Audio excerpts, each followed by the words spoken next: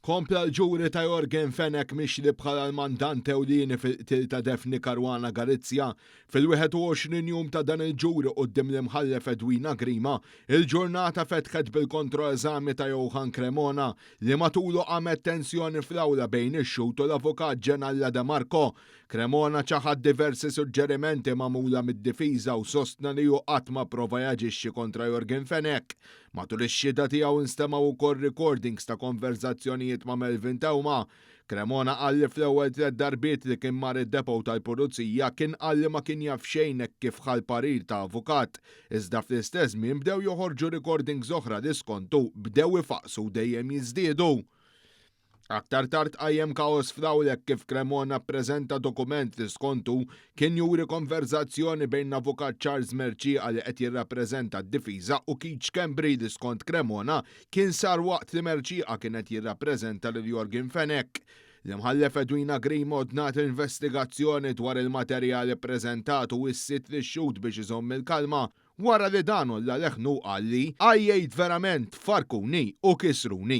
Wara tmiem ix-xhieda ta' Cremona xed Silvio Ketkuti li spjega dokumenti bankarji ta' Melvin Tewma u l-familjari tiegħu. Fost id-dokumenti ppreżentati kien hemm applikazzjoni għal self ta' 100,000 euro li kienet ġiet miċħuda mill-bank. Aktar tard ċed Kenneth Camilleri magħruf bħala Rukkell, ex uffiċjal tal-Pulizija u membru tas-Sigurtà tal-ex Prim Ministru Joseph Muscat.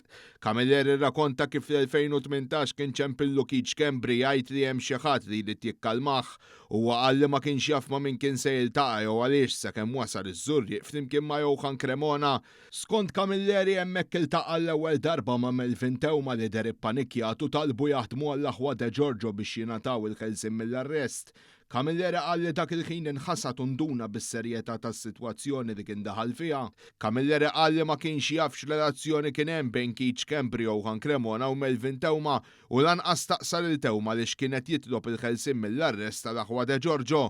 Camilleri rrakkonta wkoll episodju ieħor waqt li kien barra l-Parlament jieħu l-kafe u rċieva telefonata mingħand Johan Cremona biex jinfurmah li kien ġej jiltaqa' miegħu.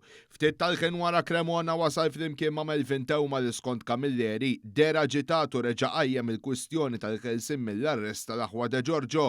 Camilleri qal ukoll li wara li tal-ewwel xhieda tiegħu fil-qorti kien ħareġ fi strada stretta fejn skontu ġie avviċinat minn persuna li ma jafx u staqsietu jekk kienx kixef xi informazzjoni dwar Keith Schembri. Waqt il-kontroeżami l-avukat Edward Chin istaqsar il-Camilleri għaliex qatt ma rrapporta lill-awtoritajiet dak li kien jaf. Camilleri wieġeb li beża li seta' jiġrilu xi ħaġa jekk jagħmel rapport. Dr. Chin irrimarka li Camilleri kien serva fil-Korp tal-Pulizija sa mill-1994 u sostna li bħal uffiċjal tal-Pulizija kellu dmir li jirrapporta kull informazzjoni rilevanti.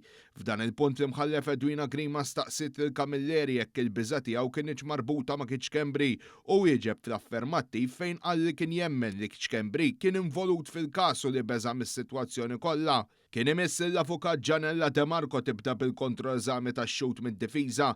Hija staqsiet il-Camilleri jekk kienx jaf lil Jorgen Fenek u wieġeb le.